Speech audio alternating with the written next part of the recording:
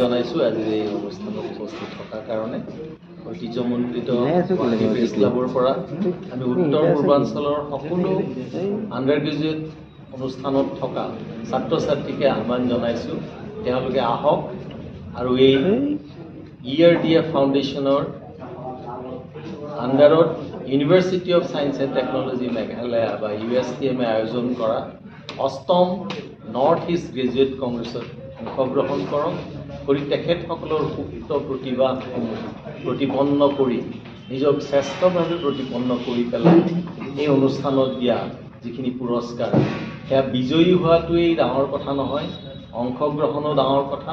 আৰু তাৰোপৰি প্ৰতিখন কলেজৰ সুপ্ত প্ৰতিভাসমূহে এটা মঞ্চ পোৱাটো অত্যন্ত প্ৰয়োজন।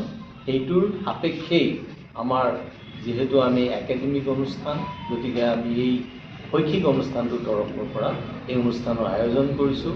আমি আমাৰ সাংবাদিক বন্ধুসকলক আৰু তেখেতসকল জড়িত থকা মিডিয়া হাউচবিলাকক সানুনয়ে অনুৰোধ জনাইছোঁ, আমাৰ এই বাৰ্তা উত্তৰ পূৰ্বাঞ্চলৰ প্ৰতিখন মহাবিদ্যালয় বিশ্ববিদ্যালয়লৈ যাওক আৰু তাৰ পৰা শ্ৰেষ্ঠসকলে আহি ইয়াতে প্ৰতিযোগিতাত যোগদান কৰি তেওঁলোকৰ শ্ৰেষ্ঠত্ব প্ৰতিপন্ন কৰি তেওঁলোকে পুৰস্কাৰ বিজয়ী কৰে।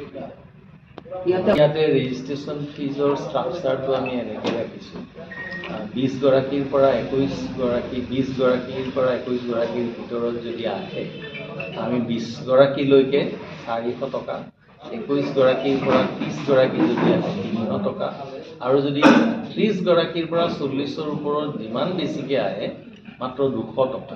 আৰু এই 200 টকাতেই তেওঁলোকক আমি এই 21 তাৰিখে ৰেজিষ্ট্ৰেশ্যন হোৱাৰ পৰা সন্ধিয়াৰ পৰা 22 তাৰিখে আপোনাৰ দিনৰ লাঞ্চ ব্ৰেকফাষ্ট ডিনাৰ কৰি 23 তাৰিখে আমাৰ ভেলিট্ৰীলৈকে তেওঁলোকৰ লাঞ্চ বা ব্ৰেকফাষ্ট ইত্যাদি ইত্যাদি সকলোখিনিৰো উপৰি আমি তেওঁলোকক থকাৰ ব্যৱস্থাটো কৰি আৰু ইয়াৰ উপৰি আমি গুৱাহাটীত যিসকলে ৰেল বাছ ইত্যাদিৰে আহি নামিব তেখেতসকলৰ যাতায়াতৰ কাৰণে আমাৰ বাছ থাকিব। তেওঁলোকে আমাক ইনফৰ্ম কৰিলে ৰেলৱে ষ্টেচন বা খানাপাৰা ইত্যাদি বা ISBTৰ পৰা আমাৰ যান বাহনেৰে তেওঁলোকক কেম্পাছলৈ নিয়া আৰু অনুষ্ঠানৰ শেষত তেখেতসকলক তেওঁলোকৰ গৃহ চহৰ অভিমুখী হোৱাৰ কাৰণে এই বিশেষ বিশেষ স্থানত নমাই দিয়াৰ দায়িত্বটো USTMৰ থাকে।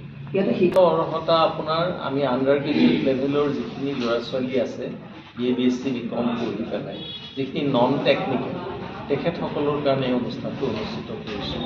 ইয়াত কোনো টেকনিকেল ষ্টুডেণ্টখিনিক আমি অংশগ্ৰহণ কৰিবলৈ মেডিকেল ইঞ্জিনিয়াৰিং ইত্যাদি ইত্যাদিক আমি ইণ্ডিভিজুৱেলি নহয়, এটা অৰ্গেনাইজেশ্যন ৰিপ্ৰেজেণ্ট কৰি আহিব লাগিব। ইনষ্টিটিউশ্যন ৰিপ্ৰেজেণ্ট কৰি পেলাই তেওঁলোকে এজন বা দুজন বা গ্ৰুপত যেনেকৈ যাৰ যেনেকৈ সুবিধা হয় ইনষ্টিটিউশ্যনৰ থ্ৰুৱেদিহে তেওঁলোকে মানে আহিব লাগে। আহি পেলাই এনেকুৱাও নহয় যে তেওঁলোকে প্ৰত্যেকেই প্ৰতিযোগিতাত অংশগ্ৰহণ কৰিবই লাগিব। আহিব কিছুমানে অংশগ্ৰহণ কৰিব কিন্তু কম্পিট নকৰিলেও হ'ব পাৰে।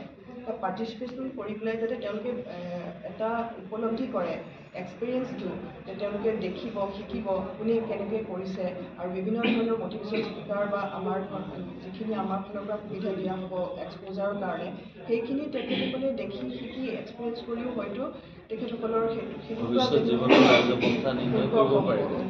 আৰু তাৰোপৰি আপোনাৰ এই যে মটিভেশ্যনেল স্পীকাৰ বা জব ফেয়াৰ এইবিলাকত কোনোবা এটা ল'ৰাই ধৰক নাচ গান নকৰিলে কিন্তু তেওঁ গৈ পেলাই সেইবিলাকত অংশগ্ৰহণ কৰি এটা জীৱনৰ গতি নিৰ্ণয় কৰিব পাৰে। আপোনালোকৰ ৰেজিষ্ট্ৰেশ্যন অনলাইন ৰেজিষ্ট্ৰেশ্যনটো হ'ল negc.ustm.ac.in